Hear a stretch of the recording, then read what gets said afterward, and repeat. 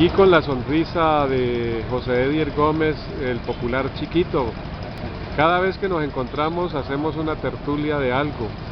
Y esta es la sesión de la tertulia y de Ser TV Lucas y la revista Ser Emprendedores, aquí en plena plaza cívica de Boyacá.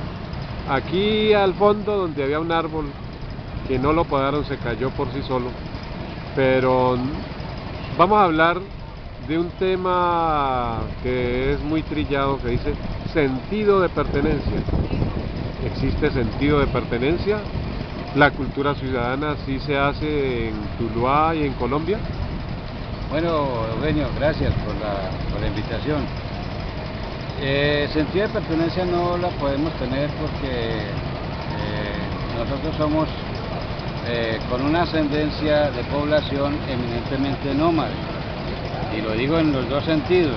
Los indígenas, nuestros indígenas eran nómades. Todos llegaban y ocupaban un terreno de acuerdo a un determinado tiempo, según la temporada de invierno o de verano.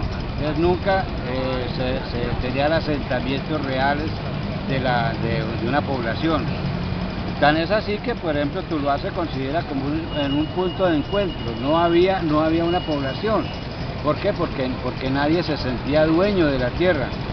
En ese sentido, uno entiende la filosofía del indígena, que la tierra es la mamá, y entonces uno no tiene por qué decir... La Pachamama. La Pachamama, nadie tiene por qué decir, vea, yo le compro el pedazo de tierra, y como si le voy a vender un brazo de mi mamá, le voy a vender una pierna de mi mamá. No había el sentido de propiedad de la tierra, en ese sentido. Y la población que llegó después, la población que llegó de España, la mayoría eran judíos y musulmanes, que en ese momento ya eran lo que llamaba cristianos conversos o cristianos nuevos, y ellos venían perseguidos por la corona y perseguidos obviamente por el Santo Oficio, por la Iglesia Católica. Entonces, cuando llegaron acá, no buscaron sitios donde asentarse perennemente, sino que iban buscando sitios hasta encontrar algún sitio donde pudieran cultivar, pero lo que cultivaban era de lo que llama de pan comer o de pan coger.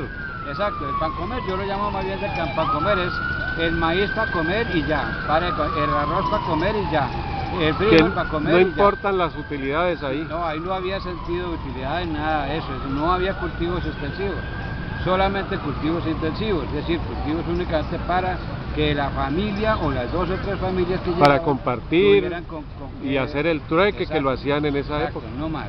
Entonces, esas familias no tenían tampoco sentido de pertenencia de la tierra. Cuando habían, además, que ellos la mayoría de veces evitaban tener conflictos de tierras, porque el tener conflictos de tierras implicaba la participación o la intervención de la corona, es decir, de los soldados de España o de la iglesia, y cualquiera de las dos formas era peligrosa para las familias. Por eso cuando alguien llegaba y decía, vea, tenía conflicto con otra familia, le decía, vea, ¿sabe qué? Arreglemos por las buenas, deje así, no nos vamos a armar un problema porque vamos a perder los dos. Usted pierde su tierra, yo pierdo mi pleito, y después de esto se lo coge la iglesia. Y así, de esa manera, la iglesia se apoderó de un montón de terrenos. Por eso nosotros no tenemos realmente sentido de pertenencia. Eso es clave para entender por qué somos como somos. Bueno, y eso se repite actualmente ahora que hablan de paz, que hablan de perseguidos, desplazados, países en guerra, que hay extranjeros invadiendo otros países porque no hay oportunidades. Mire, lo que pasa es que la historia de Colombia es muy especial, es muy sui generis.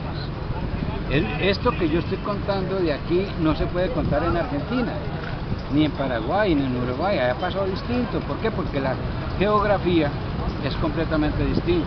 En Argentina es una pampa inmensa, ¿sí? Lo mismo Uruguay, es una pampa inmensa.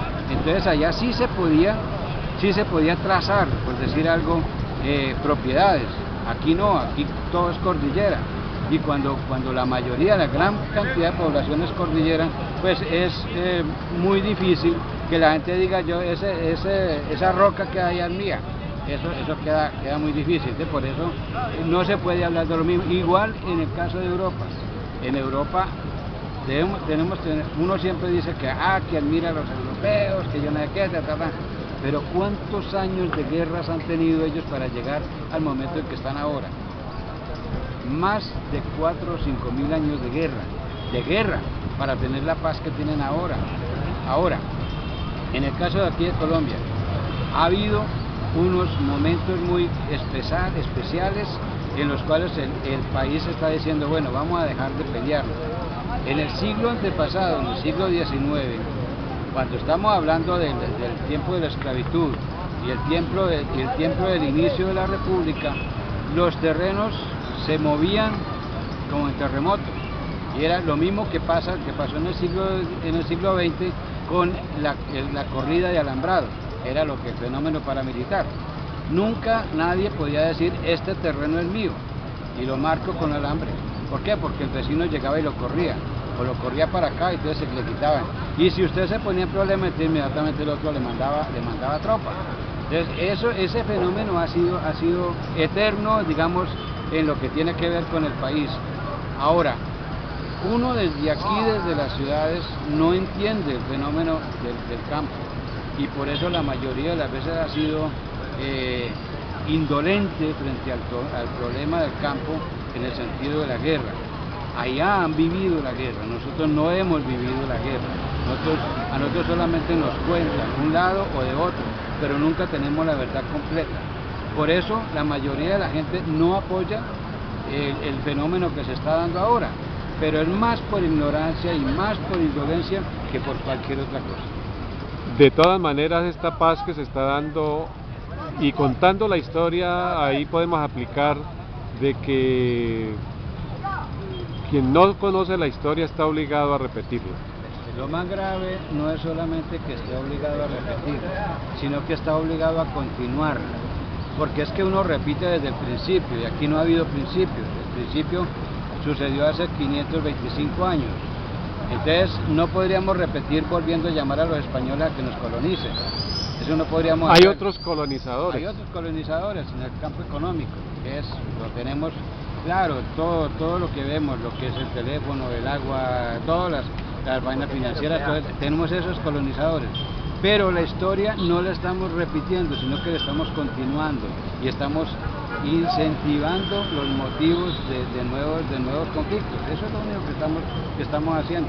Uno sueña con la paz, pero el pasa es que nosotros no conocemos la paz, no sabemos qué es eso. Colombia no ha tenido ese momento de paz, aunque tampoco, y eso hay que ser muy claro, tampoco somos un país violento.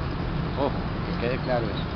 No somos un país violento, somos un país violentado, que ha sido violentado por un grupo de personas que se han querido asentar y que han querido mantener su dominio, y el resto de gente que en su mayoría